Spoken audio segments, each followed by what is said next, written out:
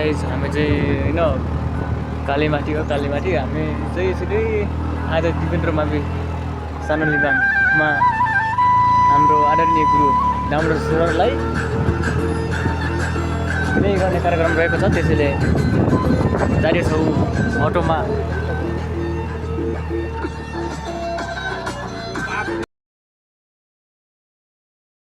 A few moments later.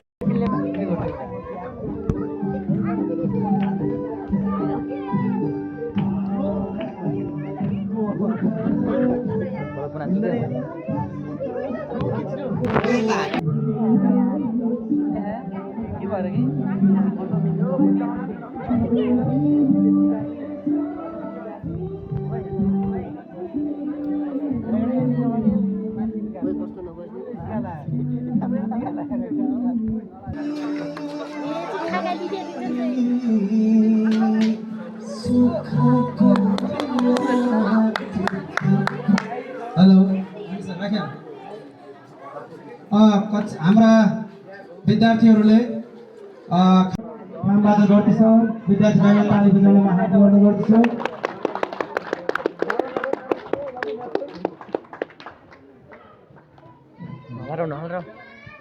धन्यवाद। कार्यक्रम सञ्चालक आदरणीय गुरु, यस कार्यक्रमका सभाध्यक्ष महोदय, त्यसै गरी यस कार्यक्रमका पाल्नु हुने सम्पूर्ण विद्यालयको व्यवस्थापन समितिका सदस्यज्यूहरू, त्यसै गरी शिक्षक अभिभावक सङ्घका सदस्यज्यूहरू, यस विद्यालयका प्रधानाध्यापक, विद्यालयका शिक्षक सहकर्मीहरू, प्यारा विद्यार्थी भाइ बहिनीहरू, आज विदाई कार्यक्रममा सहभागी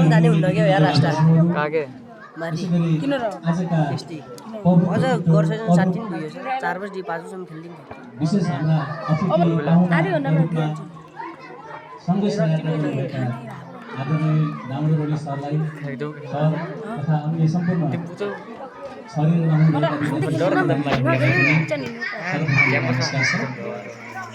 आजको परिवेश समय यो प्रतिस्पर्धात्मक युग छ, जसमा प्रतिस्पर्धात्मक युगले सरलाई त्यो प्रतिस्पर्धा गर्नका लागि एउटा बाटो डोराएको अवस्थामा हामीसँग एउटै मैदानमा हुँदै गर्दा उहाँ सफल भएर अर्को चरणमा प्रवेश गर्नुभएको छ। हामी जीवनका धेरै उत्तरार्धमा आइरहँदाखेरि पनि हाम्रा लक्ष्यहरू, हाम्रा चाहनाहरू यथाशीघ्र मानिस बाल बच्चादेखि जन्मेको मान्छेदेखि बुढेसकाल रहँदासम्म मानिसका सोच, लक्ष्य, सपनाहरू कहिले पनि मर्दैनन्, सिकाइमा निरन्तर रहने प्रक्रिया नै हो। ती भनिरहँदाखेरि हामी धेरै समयमा बाल बच्चाको अवस्थामा भेटेका हुन्छ। हामी जागिरको सिलसिलामा काम कार्यको अवस्थामा हामी सँगै हिँडिरहँदाखेरि जागिरको अवस्था छुट्टिरहने भयो, भोलि बुढेसकालको अवस्था छुट्टिरहने गर्ला। त्यो यादगार समय चाहिँ त्यो अवस्थामा हुँदो रहेछ जब हामी वयस्को अवस्था पुग्छौँ अनि जब हामी जीवन के हो भन्ने बुझेका हुन्छौँ, जीवन के रहेछ भन्ने बुझेको समयमा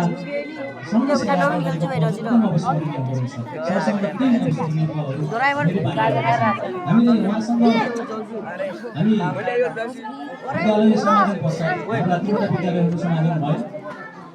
विश्लेषण आधारित विद्यालय भनेका थिए, त्यसै गरी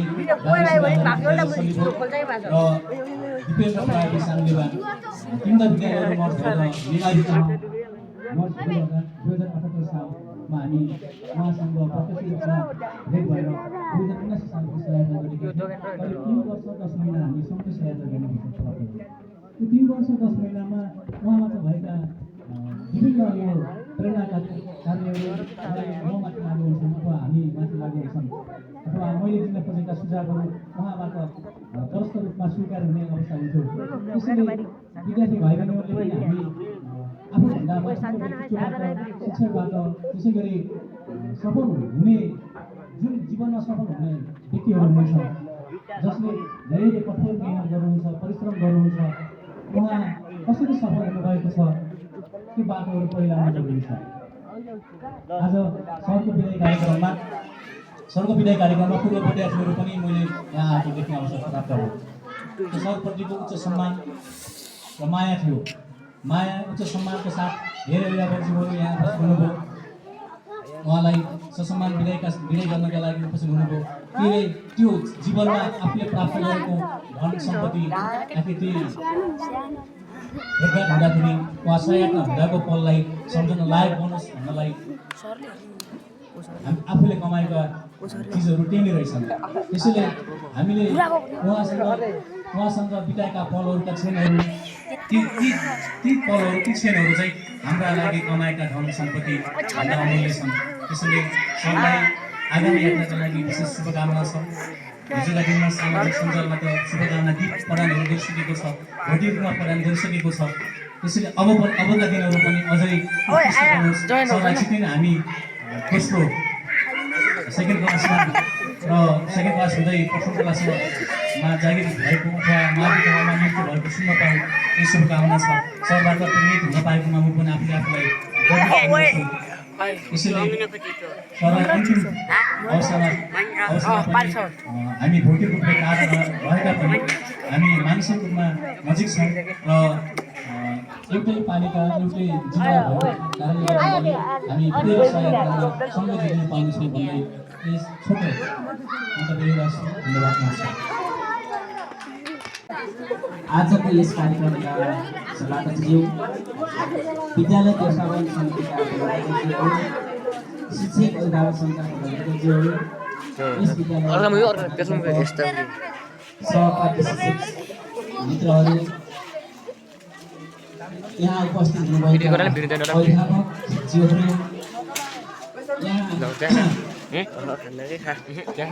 आफ्नो कार्य व्यस्तताको बावजुद अध्ययनको बावजुद पनि यहाँ उपस्थित भएका पूर्व विद्यार्थी भाइ यस विद्यालयको कक्षा शिशुदेखि कक्षा 10सम्म अध्ययन गर्ने सम्पूर्ण विद्यार्थी भाइ बहिनी सर्वप्रथम त स्वीकार नमस्कार।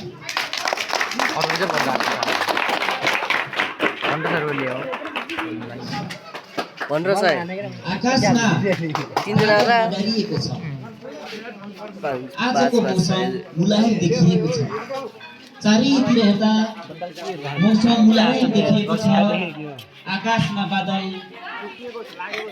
मडारिएको देखिएको छ।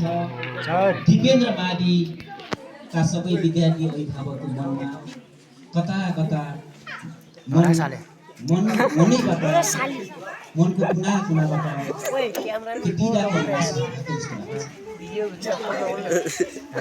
साला भनेको त हो।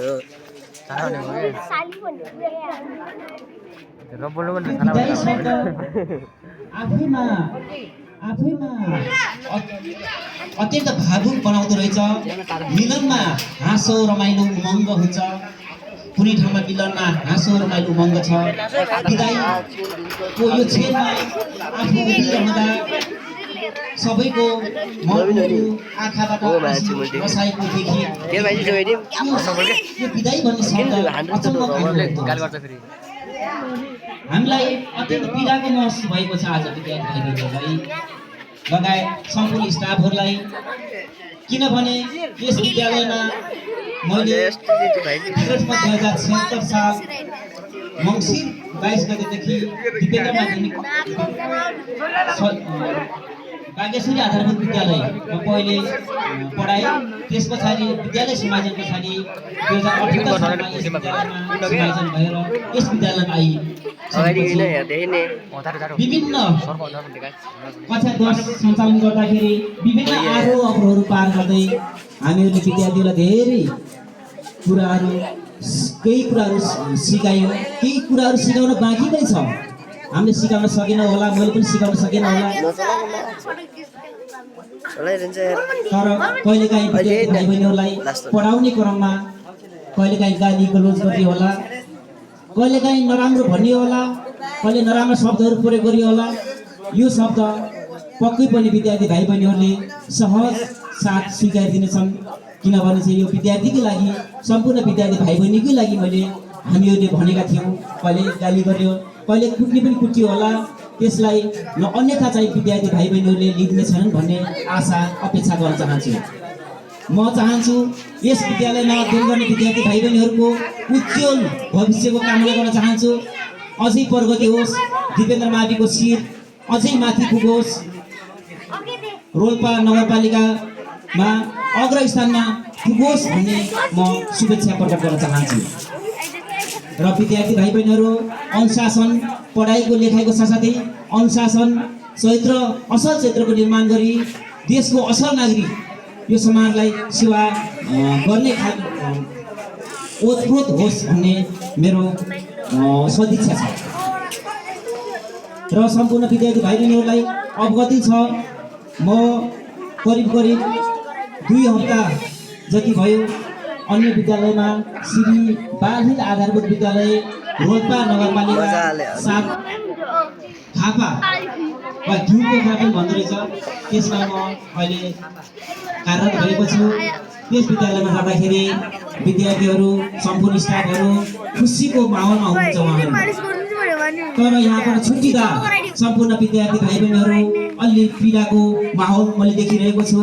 यो पीडालाई शक्तिमा बदल्नु पर्छ। विद्यार्थी भाइ बहिनीले अझै उन्नति गर्नुपर्ने छ।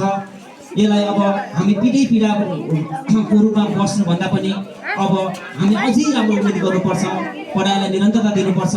हामीले सिकाएका ज्ञानपूर्ण कुराहरूलाई अझ तिखारेर अगाडि बढ्ने आशा अपेक्षा गर्न चाहन्छु।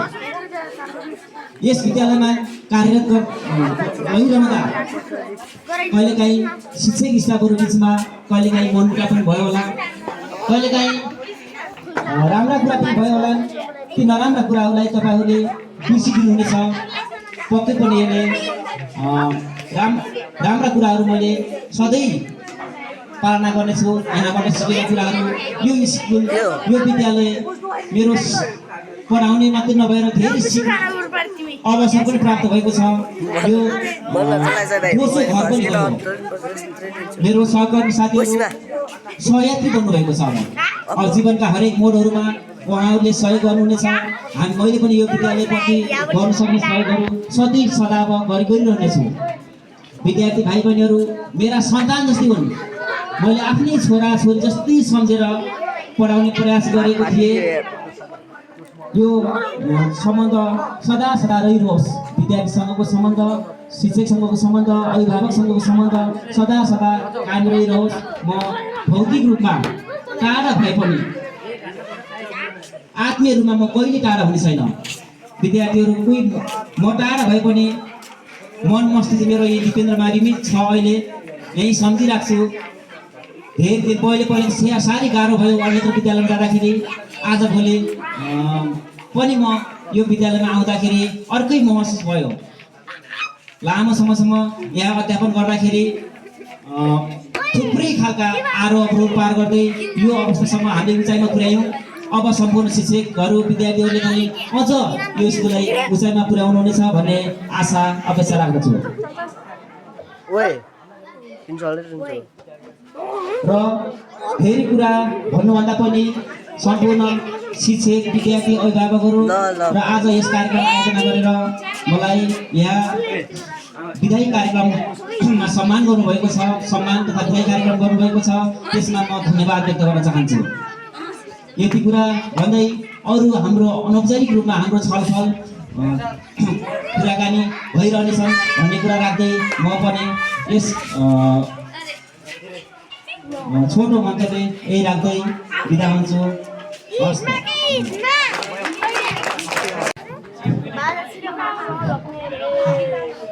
धन्यवाद सञ्चालक सर।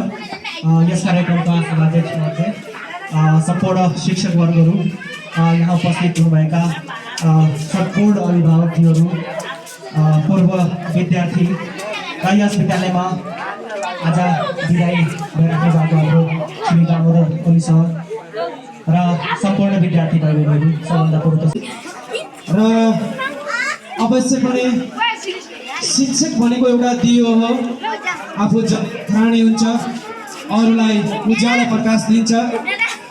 आदरणीय शिक्षक मित्र दामोदर ओली सर, तपाईँसँग 5 वर्ष 2 महिना 19 दिन आज पुगेछ। आजदेखि हामी औपचारिक रूपमा हाम्रो यात्रा अथवा भनौँ हाम्रो भङ्गालो छुट्न गइरहेको छ र सँगै हुँदाखेरि थुप्रै तिता मिठा कुराहरू पनि हुन्छ। म त त्यसै पनि छुच्चो मान्छे, यहाँको ढुङ्गा माटो पनि मसँग कहिलेकाहीँ रिसाउँछ, त्यसले गर्दा सँगै सुत्दा गोडा लाग्छ भने जस्तै राम्रा कुराहरू उहाँले सम्झिने हुनेछ, नराम्रा कुराहरू यहीँ छोडेर जानुहुनेछ भन्ने पनि म आशा राख्दछु। बाजा गाजा विद्यार्थी भाइ बहिनीले नबजाउने कार्यक्रम समापन भइरहेको छैन। गीतको म एक टुक्का गाउँछु पहिलो। बाला जो बान खेलेर बित्यो बच्चा जो बान स्कुललाई भइगयो नरुनुहोस् दामदर सार। बाला जो बान खेलेर बित्यो पैसा जो बान स्कुललाई भइगयो नरुनुहोस् दामदर सार। राम राम राम गए बनैमा मिर्गा झार्यो सौली बनैमा। राम राम गयो बनैमा मिर्गा झार्यो सौली बनैमा। खायो भरे खसीले डाली लुङ्गाई घर, खायो भरे खसीले डाली लुङ्गाई घाँस। भारा परे निर्मया नै घरे आश, भारा परे निर्मया नै घरे आश। हाम्रो यात्रामा सरको चाहिँ आशै गर्नुपर्छ, भर चाहिँ पर्न हुँदैन। र अर्को फेरि म छुट्टी खालको गीत गाउन गइरहेको छु, त्यो गीतमा चाहिँ बाजा नमिल्न सक्छ। चारीले त छोडेर गइगयो गइगयो, सम्झना चाहिँ स्कुलमा रहिगयो, सम्झना चाहिँ स्कुलमा रहिगयो। सुख पनि मनै रहेछ दुःख पनि मन, सुख पनि मनै रहेछ दुःख पनि मन। मनै दुखी भएपछि के गर्नु र थान, मनै दुखी भएपछि के गर्नु र थान। जति बिर्सु भने पनि याद तिम्रै हुन्छ, जति बिर्सु भने पनि याद उनकै हुन्छ। ओठभरि हाँसे पनि भित्री मन रुन्छ, घाउ लाग्यो मनको मुटु कुटु कुटु खाने। घाउ लाग्यो मनको मुटु कुटु कुटु खाने। नरोएरै जाने हजुर नधोएरै जाने, नरोएरै जाने हजुर नधोएरै जाने। अब आँगन बिरानो भइगयो भइगयो, सम्झना चाहिँ डालीमा रहिरह्यो, सम्झना चाहिँ स्कुलमा रहिगयो। हस् त अब यो कार्यक्रम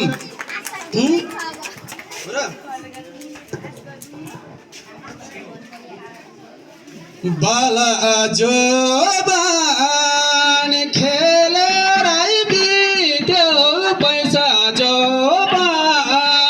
मायालाई भइगयो नरौ मायालु। बाला जो बान खेलेर बित्यो पैसा जो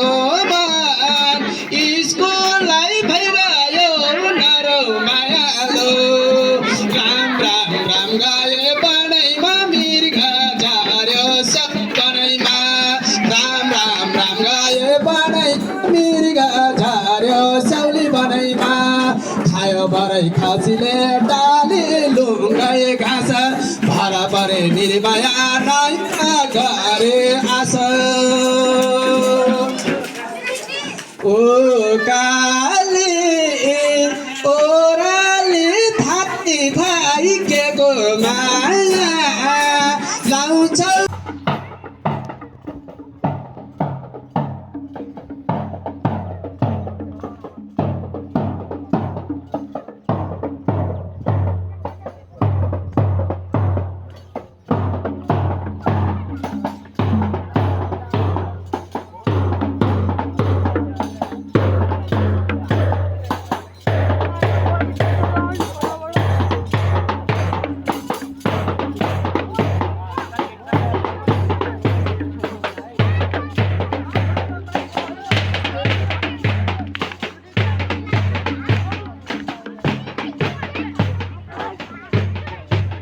Barcelona रे